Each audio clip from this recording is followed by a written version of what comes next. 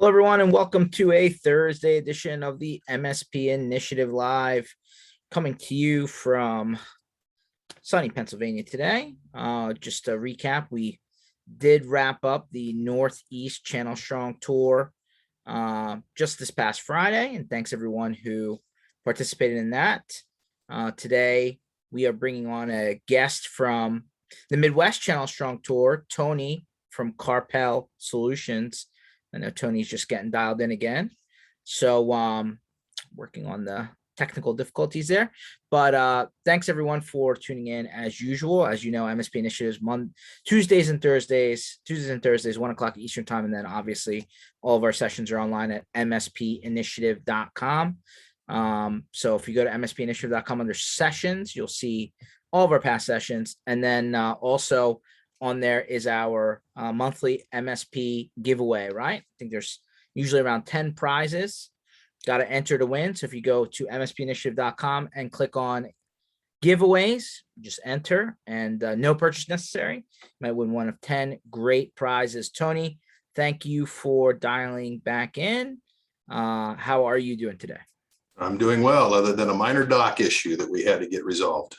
Hey, listen, technology's great until it stops working.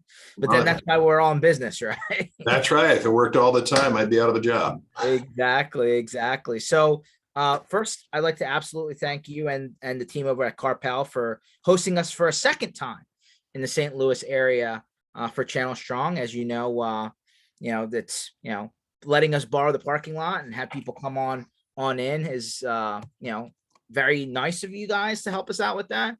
Always a good time, by the way. Both times we were in St. Louis area. You guys have actually a pretty nice prime location. So thank you for that.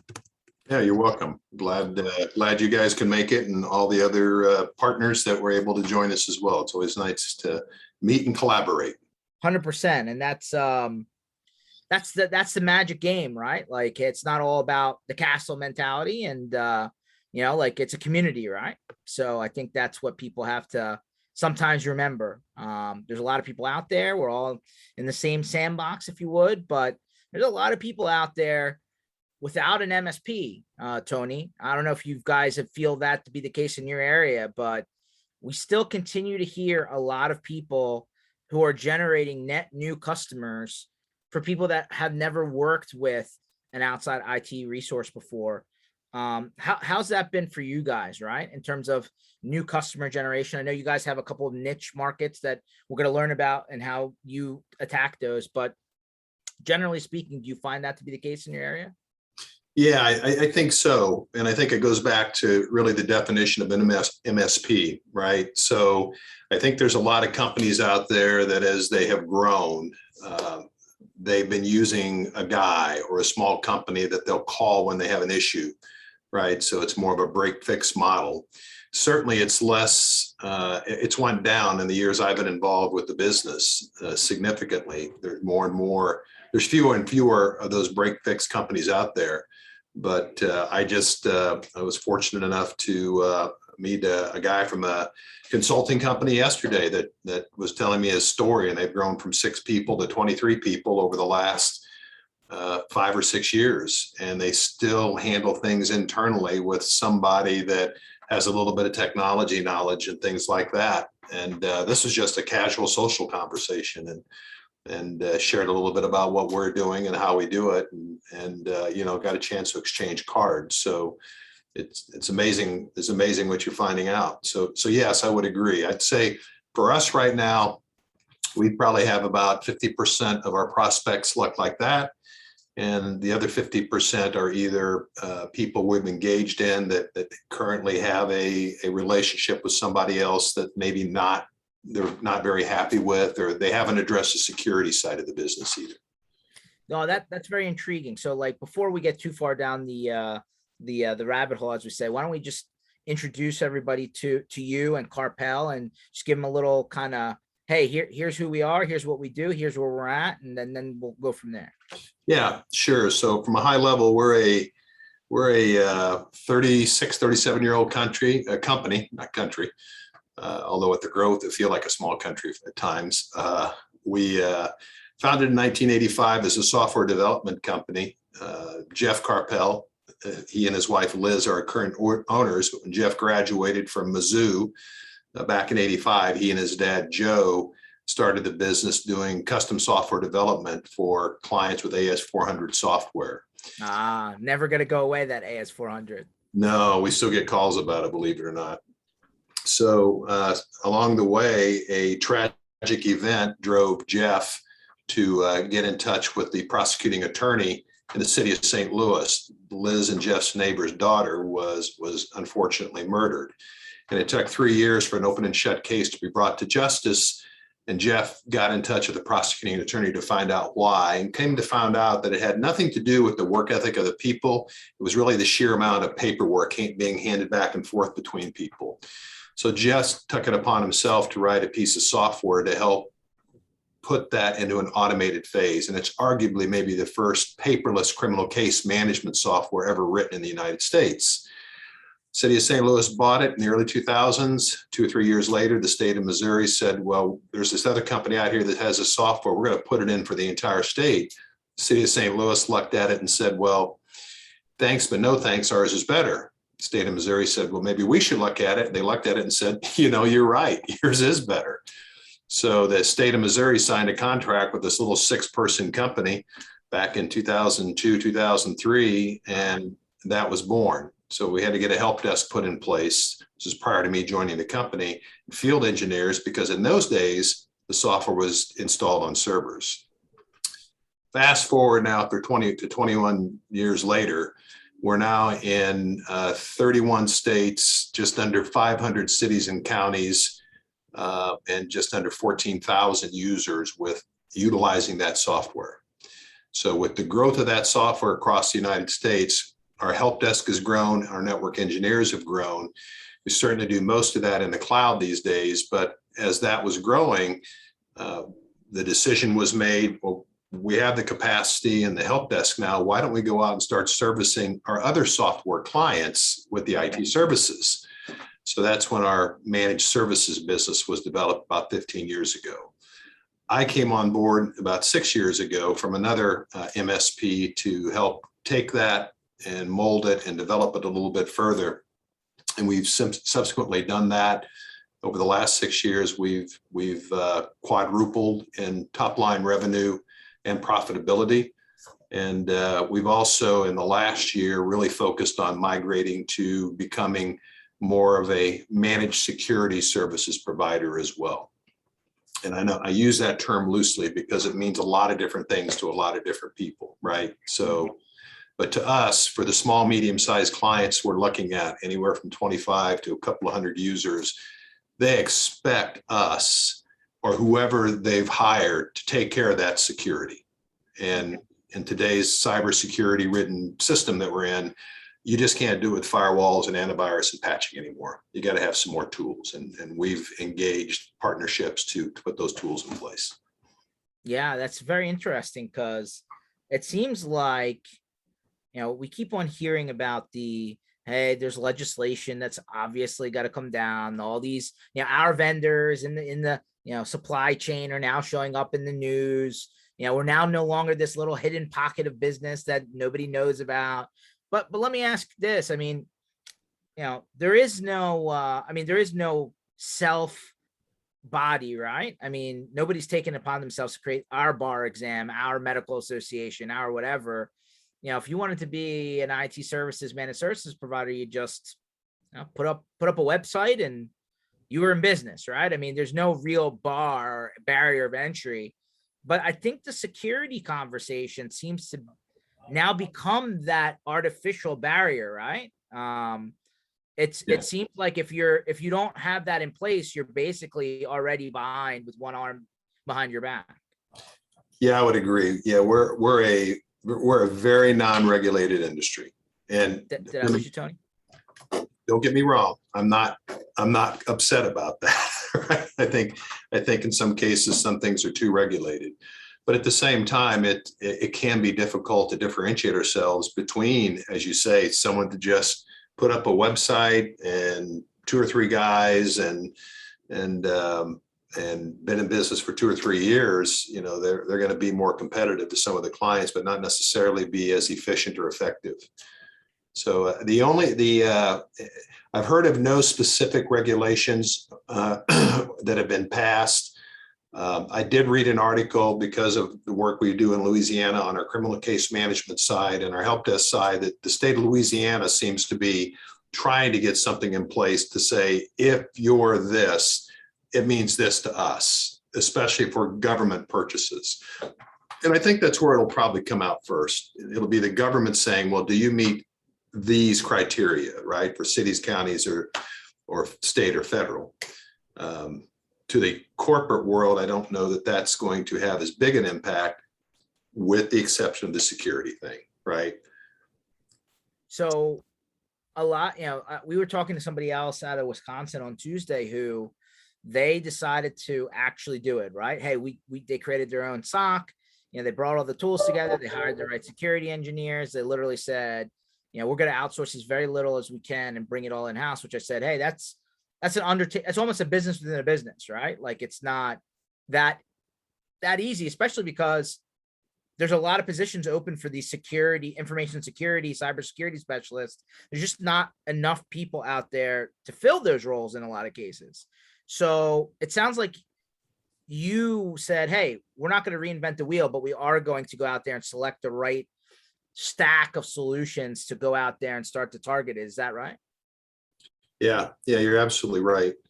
We know what our strengths are, and we're trying to really focus on those strengths and be the best we can in those areas, and then find good partners that are trying to be the best they can, right? Because there's lots of good competition out there, and there's lots of different companies you can go with partnerships, and we choose this as our behavioral endpoint protection software. We chose X this time, right? It doesn't mean Y and Z aren't good. They're good. X happens to work with us because of the way, they worked out at this time. I think that's going back to our original conversation. I think that's something that people should market to their clients is, we are always looking at our tools. We are always looking to see, should we be changing our spam filter? Should we be changing our endpoint protection? Should we be promoting a different firewall? Is this the right SIEM that we need? So we make those changes in the background, and all of our clients benefit from that. So the rising tide raises all ships concept, right? But going back to your conversation, we know where we're growing as a company. We're growing in a criminal case management side, and we're growing in our managed security services side and MSP side. But we don't have the bandwidth and wherewithal to have a 7x24 SOC. We don't have the enough customer base, enough business right now to justify bringing that on. If we get to about 4 or 5 times our size, maybe then we start taking a look at that, if we have that revenue stream to protect that. But it just wasn't the right fit for us to do that. And subsequently, we were able to move into that marketplace in really less than 12 months. Wow. At this point in time, we launched our security offerings in May of 2020. And it became the requirement. If you're going to be a managed services partner of us, you're actually going to have our stack of security services as well. And over the last year, we've migrated 90% of our existing customers up to that level of service. Wow. Okay. So that I was going to ask that question. Like, would you walk away from either an existing relationship or a prospective relationship because they're just like, yep, we don't need that. Seems too expensive. We just need the computers to work. Yeah, it's a great question, and our owner has said yes, we will. We've even got some personal friends of his that are clients, and one of them just didn't really want it because of what was going on in the pandemic. Their business was pretty severely affected, and we have made some concessions to keep working with them. It's like, guys, we really need to get this in place.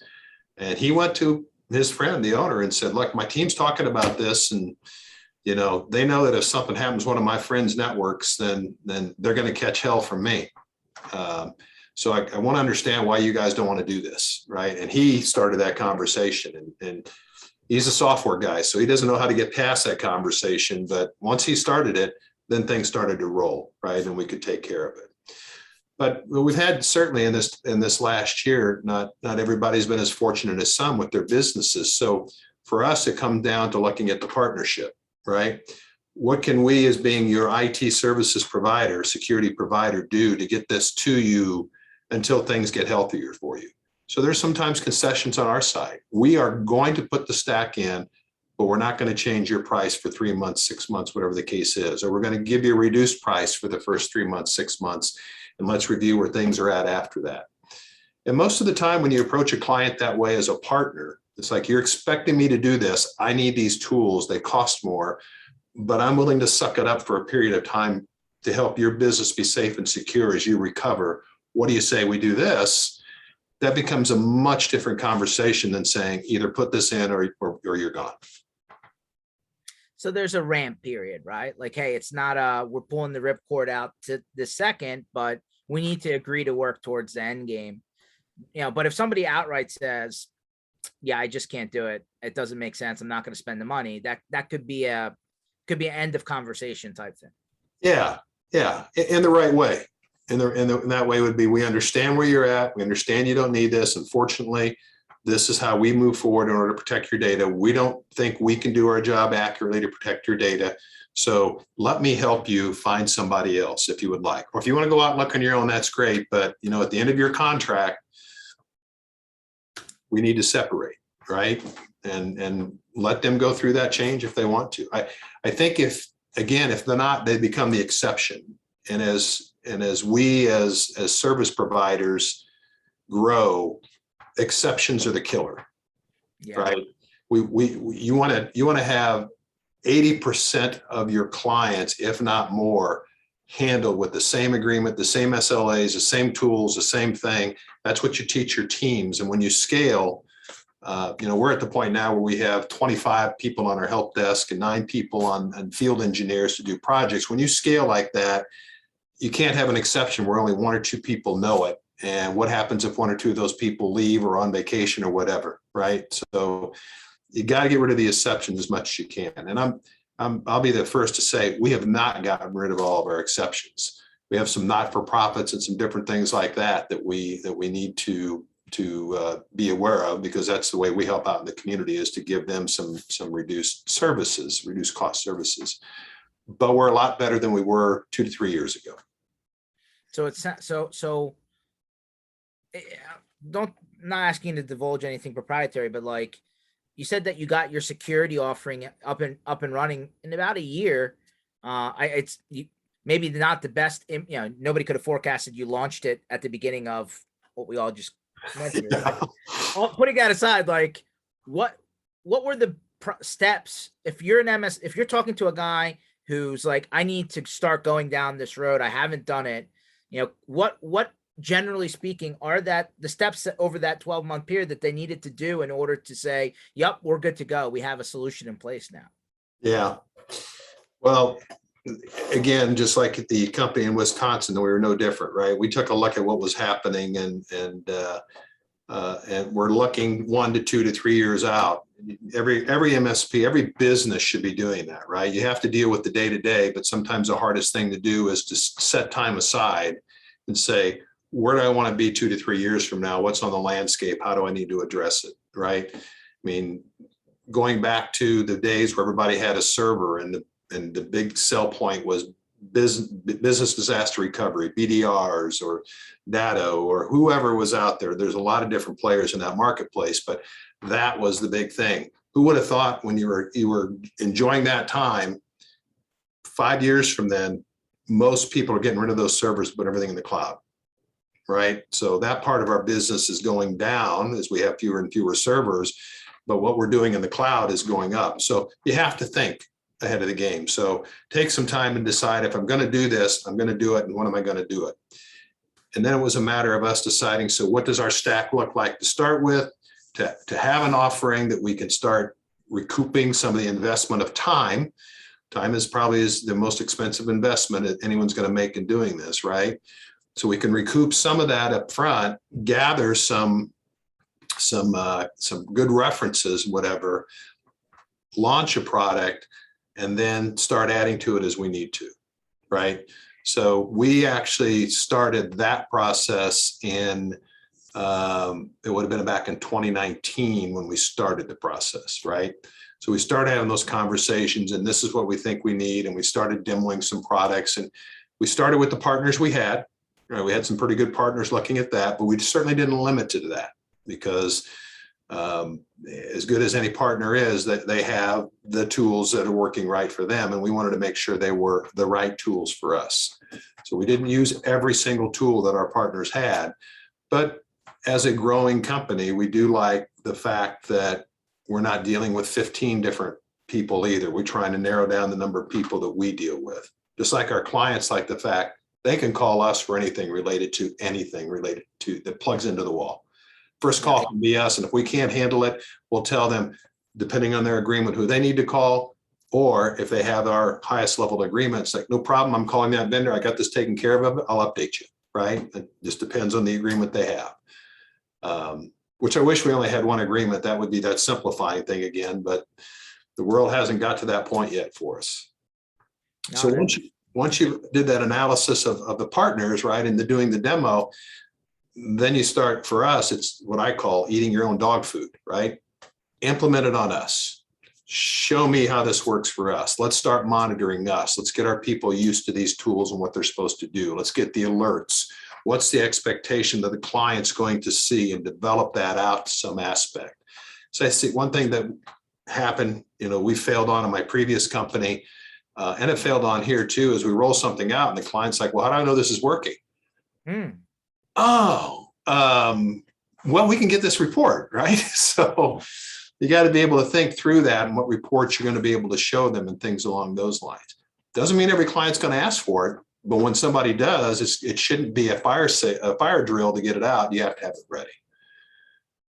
After that, it's a beta test, right? You find 4 or 5 clients that say, I want to roll this out to you. I'd like you to test it. I want you to see what's happening. I want to show you the alerts, and make sure you've got that testing done before you get to the boom. Here it is, everybody. It's out there now. Okay, so there's a methodology out there, people. If you haven't decided to go down this road, or you're kind of half in, half out, or maybe a couple of your larger customers are on something and then everybody else isn't, sounds like there's a way to get there without being so bogged down that you can't run your business. Yeah. So, and I would tell you that during this time, I talked to, we and our team talked to a lot of other partners that were further along than us. How did they do it? What did they do? That concept of requiring your customers to be on the stack wasn't something we created on our own, right? That's been out there for a long time. It just took somebody else reinforcing the success they had. So we weren't scared to say, you got to be on our stack. And that's the best part of the community aspect, right? I mean, if you learn how other people are doing it, you're not starting from scratch. And I think that's the biggest fear for a lot of people, right? They don't know how to go and approach, their customer and answer the questions properly. And they don't want to disrupt what's already there. But let's face it, right? I mean, the world is not standing still. And, I hate to even go down this road, but when the people running the country at the moment are saying, hey, this is not going away, right? Like, the cybersecurity thing is only going to get worse. I guess, some people are like, that's the best billboard you could ever ask for. Put that on every highway, on every computer screen, whatever you got to do. Get that copy of that video and send it to America. Okay. And then other people are like, this is horrifying. Like, how do we even manage? Like, I can only imagine the insurance companies of America are like, how do we continue providing a safety net when the target is way bigger than we anticipated? That's a great question, but I would also tell you that our experience is the insurance companies are one of the sales drivers in this industry right now. Most businesses, as they go back this year, last year, and this year to get their business liability insurance, there is now this new little section in almost everyone we've done that we get an email from the client saying, hey, can you fill out this section for us because they didn't ask this stuff before. Mhm. And is this two-factor authentication the same thing that's MFA you had us do 6 months ago? Yep, you can check that box off. You've got that in place now, right?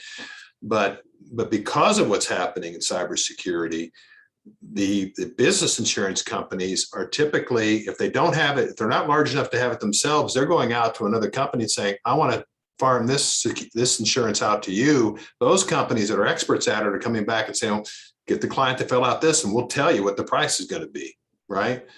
So if you have that conversation again with the business owner or the executive in the business that's responsible for the insurance or the fees, the CFO, whatever the case may be, and say, hey, by the way, you're probably going to see a lot more questions about this as your business liability comes up for cybersecurity insurance. We can help you prop that up and have much better answers to that. So it's a bad thing, but again, it's not that we're trying to make money on a bad thing. It's the reality of the business, right? It's reality of what's going on. The bad guys are getting smarter. The good guys got to get smarter too. And that's not just better antivirus and telling your people don't do that, right? You have to train your people with security awareness training. You have to, the ones that aren't getting the training, train them again, right? And potentially, in some cases, it's like, look, if they keep clicking on things, guys, this is no different than opening a door to your bank vault. You really want to keep that employee? People got to make those decisions. So we actually had a question come in from somebody who's on the session live. He says, what size businesses are you working with? Or are you referring to? Yeah, it's a good question. So a majority of our clients are, we probably average 30 to 40 people, employees, computers per site, right? So it's not super large businesses. Now, when I say that, we have a couple of larger, one of our verticals is senior living, right? So we have a couple of senior living management companies that may be 400 users, but that's across 20 different communities. So to us, it looks like 20 different locations with 20 people each, but the management company is dictating we are going to have cybersecurity in place on that. So, we have an agreement with that larger company. But a lot of the companies around the St. Louis geography that we have relationships with are in that 30 to 40 computer range, right? And they're seeing it on the news, and they don't have an IT person and they're trusting us. So we've got that relationship that says, look, here's what we're going to do. Cost hasn't gone up in a couple of years, but we got to add this. So your cost is going to go to this, but it's going to protect you from this. And it's like the equation makes sense in a lot of cases. No, 100%. So are you doing any co-managed where there's already an internal IT director resource team and you're working alongside them? Does the same conversation about security occur, or is it a little bit different? Yeah. So it's interesting you asked that. We haven't had a lot of co-managed. Usually it's us doing what we're doing. If there's a person internally, they're dealing with some of the strategic issues, right? They rely on us for the tactical issues to make sure the plumbing's working, but they're the ones that are looking at newer applications and how do I make sure my people know how to use these 3 unique applications that are outside our stack, an HR system or a CRM system, whatever the case may be. We just took on an account where they had a staff and they looked at they have 2 people to manage 250 people and they're growing. And they asked, what if we did this and not utilize your help desk and you do all this and we'll be the only ones that would call you. But we do want you to do everything you're doing, but we want to do this part. And we're trying that. So the answer is yes, but we don't have a lot of experience with it yet, and have literally just started it in the last 60 days. So far, so good. Because they face the same issues that we do. They've got to hire staff and find that staff and keep that staff interested, right? And we're at a position now where we can bring on young people working through our help desk and potentially work them into a field engineer or development role. So we kind of have a growth path for people. People on our help desk usually aren't there for more than 2 or 3 years before they have an opportunity to move into another part of the business for us. unless they want to be there for 1, 2, and 3 years. Some people are just happier than heck to sit there and deal with these issues, and that's okay. I mean, it's actually an interesting point. Another question came in. I'm going to hold off on that for a second. It almost seems like there is a, I don't know if the word burnout period is right, but like a natural life cycle of people sitting in the the frontline seats. Like those people tend to say, I put in my time. What's next? Like they get to that level. So Brent comes back, asks another question. He's like, in your experience, how large of an organization before they have inside or internal IT? Yeah, it's a great question as well. So I would tell you that our senior living organization is up to 450-ish computers across the 20 communities they manage. And they have our CIO level service.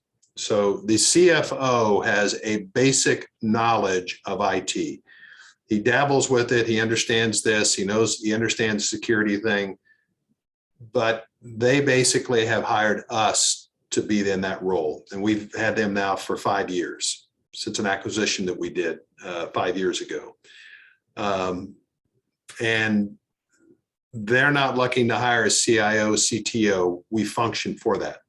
So I think the answer to that question, it depends on the business. We have another an organization that started with 30 users, 30 computers, that has now grown up to, very quickly in 3 years, to 120. And they're looking at doubling in size again in the next couple of years. And they just ask us that question, because they're looking at costs going up and what can we do to reduce our costs, and can we take some of this in-house, and we're helping them. We're actually helping them try to understand what they can and can't take in-house. Case in point, somebody suggested to them, well, why don't you hire somebody for $25, $30 an hour to come in and handle your help desk, 8 to 10 hours per week.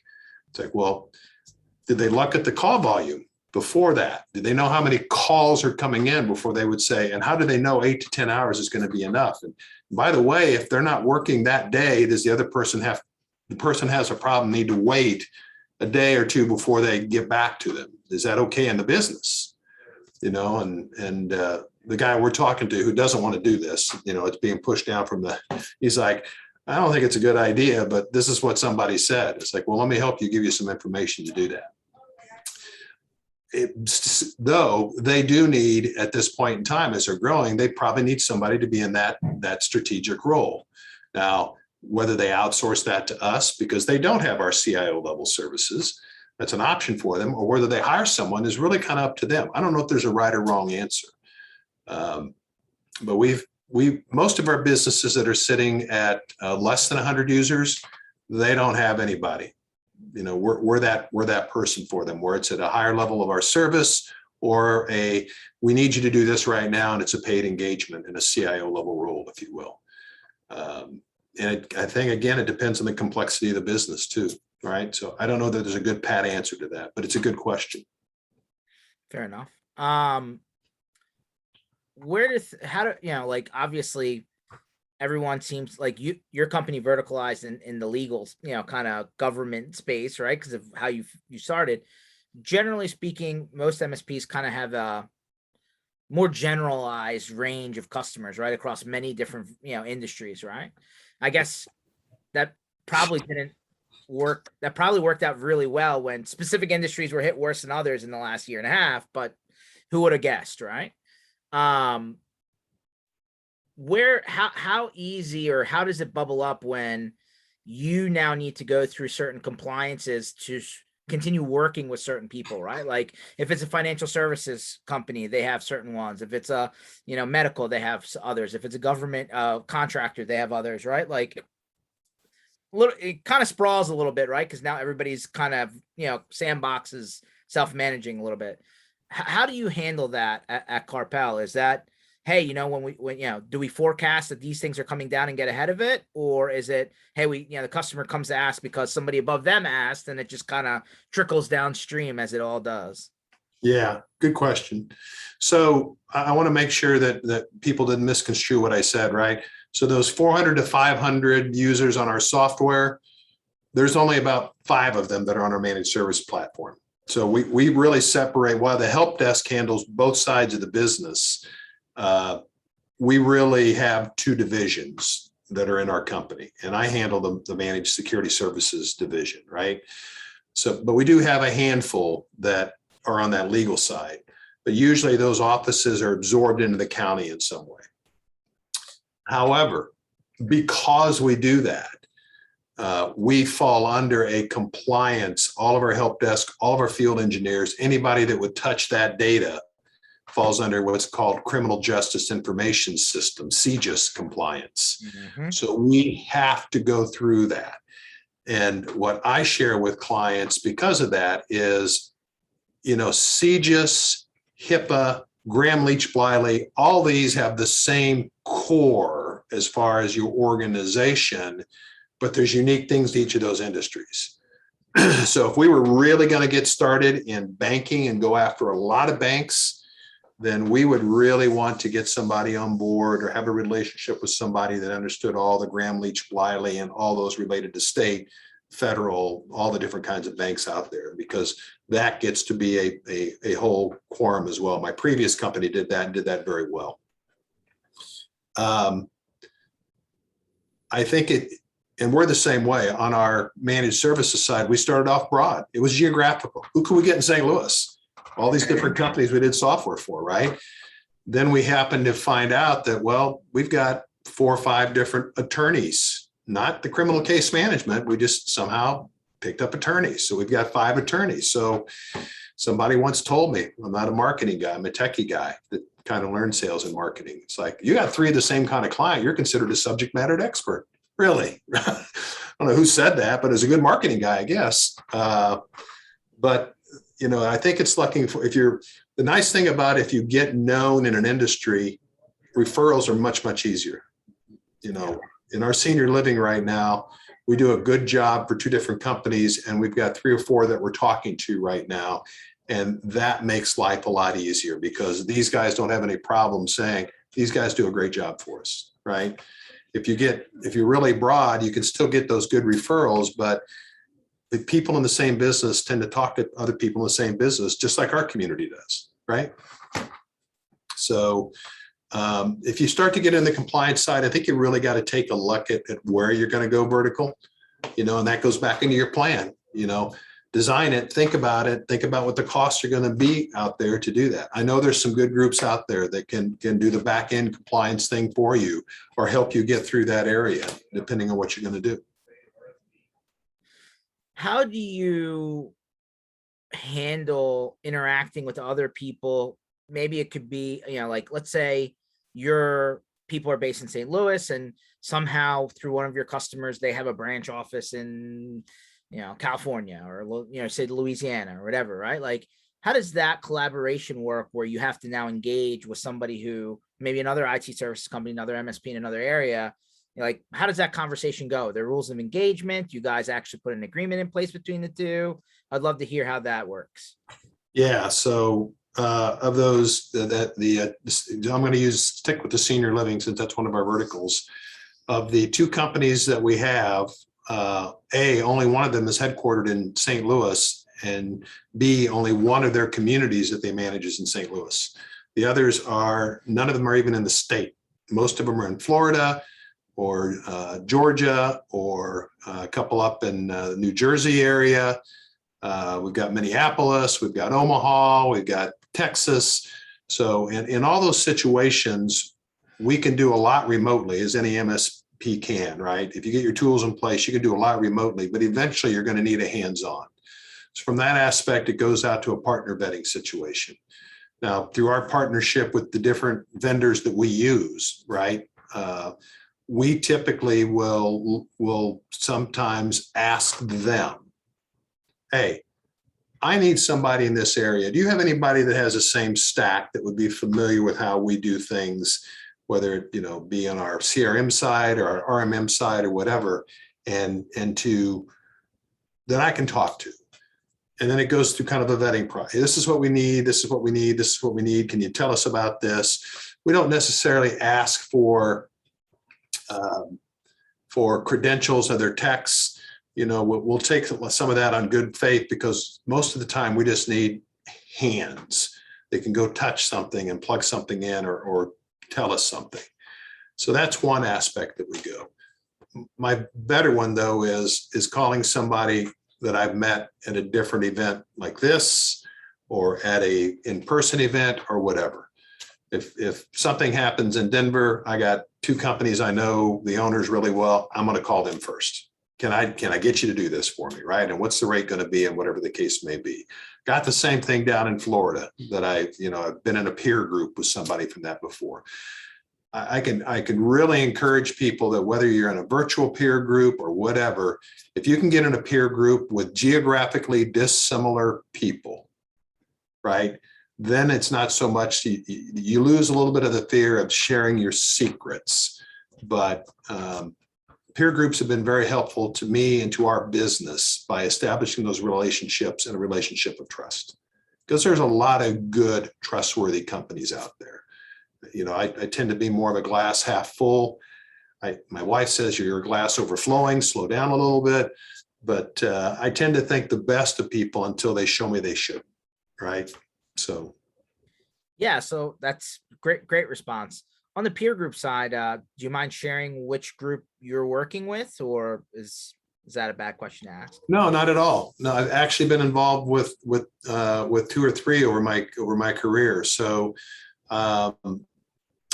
Ingram Micro just launched one a few years called Mastermind.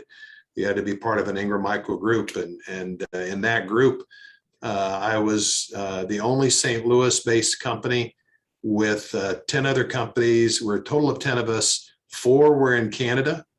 6 others were around the United States. And in that group, we actually got down to the point of we would share financials with each other. That was one of the requirements, right? And process and procedures. And we all grew from that, and holding each other accountable, right? And they were all different sizes of businesses. And mostly, though, they were managed service providers.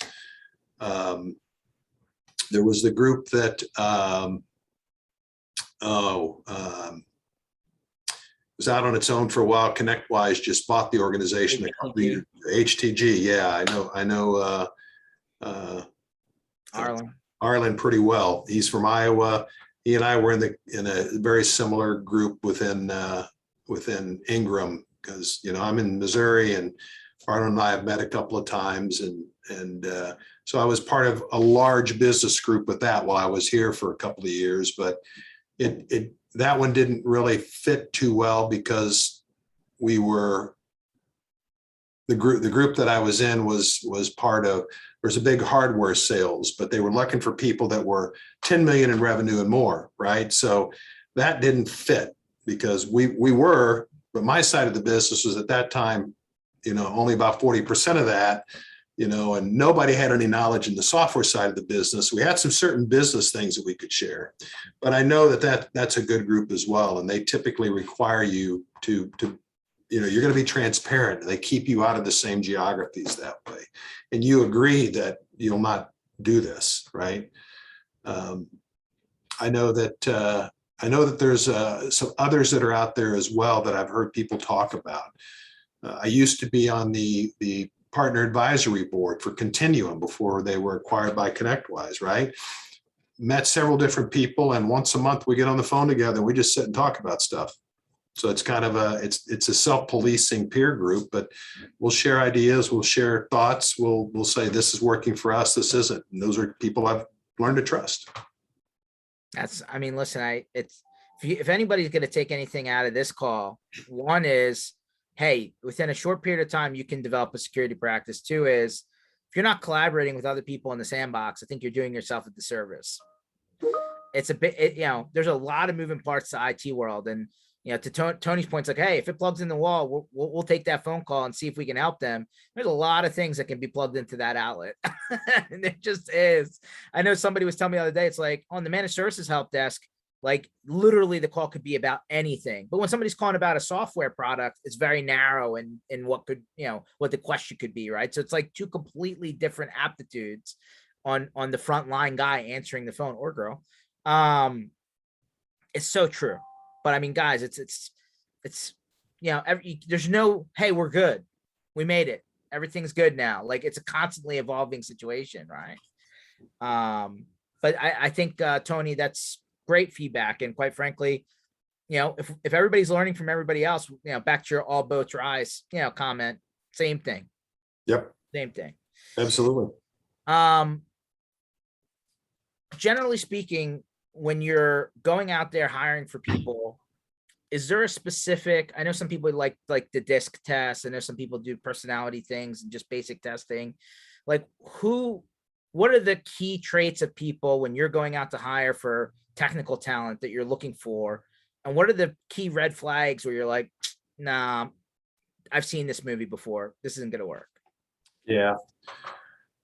We currently don't use any kind of a personality test in advance, because we're able to promote within because of our size right now. That's helpful to us.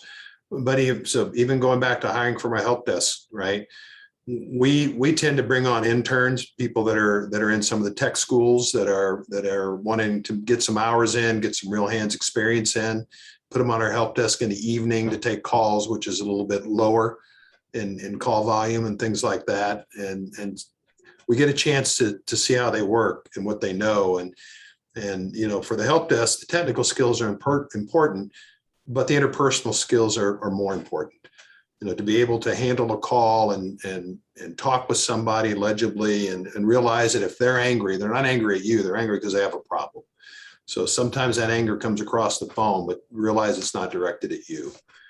And then also be able to accurately convey notes and put it in. I mean, and this is a pet peeve of mine. Even when I was interviewing for salespeople, when I'm the sales manager, the one thing I would do is after we had an interview, it's like, do me a favor, go back home and summarize this call and email it to me, would you, in the next 15 minutes? I want to see how they write and what they put in writing, and because that's important to how they're going to present something to a client and put it in their proposal and how to present. So that's kind of key to us as well. Some of the tests that we do. If a person comes in on the technical side, because we're all looking for good technical people, we're probably all looking for good salespeople too, right? So it's a little bit different skill set, but that's something that we do on both technical and sales. On the technical side, we'll typically, if it's an experienced person, we'll look for certifications. We don't live and die by certifications, but to see someone getting certifications tells us they're studying and they're taking tests. When somebody's here, we promote certifications. If they're working in a direction, our business, and we want to go in that direction, it's like, get this certification. For every one you get, you can get up to a $500 bonus for each one, with up to 4 or 5 in a year, depending on what track you're on. So we promote that. So they're working on that outside of business, but we'll give them study time in business for an exam coming up as well. Red flags, like I said, it'd be the spelling. We'll ask some basic technical questions. It's like, hey, okay, so one of the ones that we used to use on people, it's like, yeah, I got some network engineering,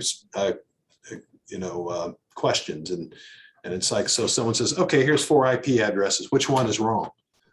So, and you'd be surprised how something as little as that was like, well, it's this one. It's like, yeah, thanks, but you're not going to work out. So move on. If you're networking, you ought to be able to do that.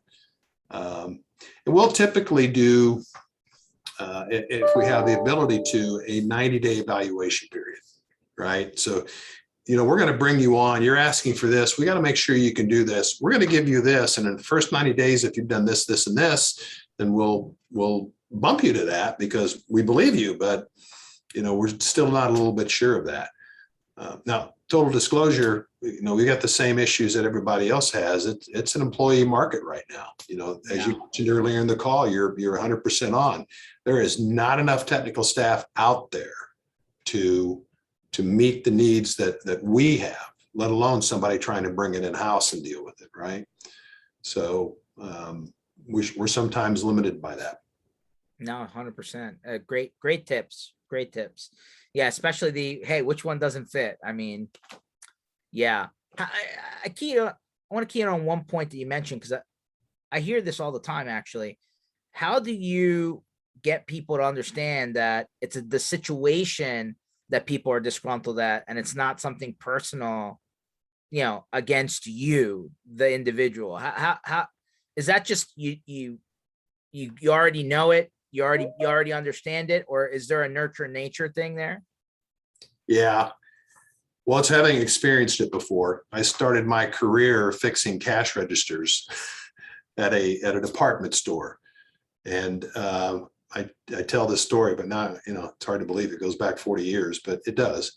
So I would, during the Christmas season, you can imagine back there, the cash registers then were mechanical with wheels spinning and hammers hammering on the print. So they're mechanical, everything mechanical breaks. And during Christmas, those things were just constantly running, constantly breaking, and people were in line and someone couldn't be checked out. And you walked up and there's a lady that's just sitting there that just says, this thing never breaks. You never get it fixed right. And it's kind of, you're sitting back and looking at that, and you know that the 10 people standing in line are getting on her case, and she's just getting on my case, right? Because she's got a problem that needs to be fixed. So she's mad at the cash register. She's not mad at the fact that I fixed it 2 days ago and it worked for 2 days straight, but a belt broke. I got to put a new belt on it. Bang, you're good to go.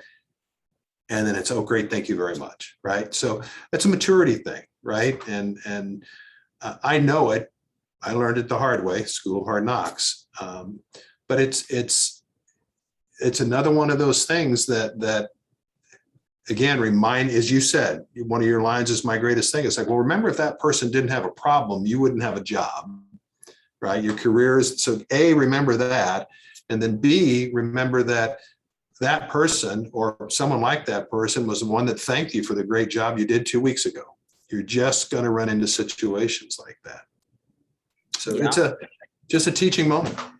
No, 100%. I think that's, honestly, I mean, I feel like that's one of the hardest lessons to get through to somebody.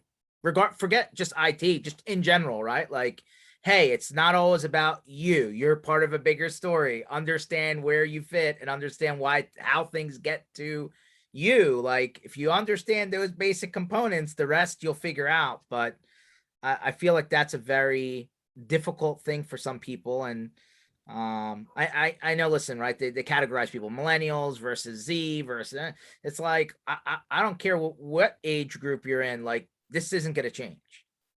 Yeah, I'm going to date myself a little bit, but I think it truly is about attitude, right? And how we perceive the world. And like I said, my wife thinks I'm a glass overflowing kind of guy, but Zig Ziglar, who was a very motivational speaker back when I was younger, and I got a chance to see Zig a couple of times, and this guy was just amazing how he could get a crowd going. And he was 55, 60 years old, and he'd be going across the stage and you'd think he was 25-year-old, the way he was moving back and forth. But he tells a story about getting up. He's at an airport, he's waiting to get a flight home, and they announce the flight has been canceled due to mechanical issues. We're going to, we're going to get everybody rescheduled or whatever. And he's walking up to the counter to get his flight rebooked. And there's a person that's sitting there and just giving the attendant all sorts of heck. It's like, I'm going to be late and might have this and do this and do this. And he's just hammering on this attendant. And she's just sitting there smiling. And he said, because she knows that it doesn't matter what he said, the flight's not going to leave for 2 more hours. And so she just sat there and she smiled, right? And you can do whatever you want to do, but that person's not going to be able to fix it now. And she knows that. So you just have to take that, this, like, I'm dealing with somebody that's expressing a feeling they have. I just happen to be getting it. It's not about me. It's because their flight's not going to leave for 2 hours. So sometimes you have to sit there and smile and take it, right? Now, again, unfortunately, in our society, people take that overboard, and you have to take additional steps sometimes. I'm sorry to see that happen, but I think if everybody had a better attitude, it would. 100%. Great advice, guys. This entire session was recorded. I got a lot of good, got a little tips from Tony. I mean, if you don't learn from other people, you got to learn it the hard way. And frankly, there's only so much time, right? We're all going to be on the planet for a set period of time. Can't get that time back. I think Tony said that's the most expensive thing you're going to spend. Go back and rewatch this one. Really, honestly, rewind, listen to what he's saying, and like take some of those pieces and apply them to your business. And I promise you, you're going to be in a better place. I love Brent popping in at the end saying, especially the old guys. Brent, wisdom is a very, I think people overlook that word, but sometimes it's worth listening to other people that walked a mile in their shoes so that you don't have to do that same mile, walk a quarter mile now, right? I mean, that's how I've always looked at things. Tony, I really appreciate your time. I know you're a busy guy. I love how, hearing that Karpel is built out, the managed security services. Seems like you guys are on a good track. We'd love to check in with you in a little while and see how things are going. But again, thank you for your time today. You're welcome. Appreciate the opportunity, and hopefully what I said helped somebody. That's what we're all here to do, is help other people. Exactly. Have a great day, everyone. And thanks again, Tony. You're welcome. Thank you.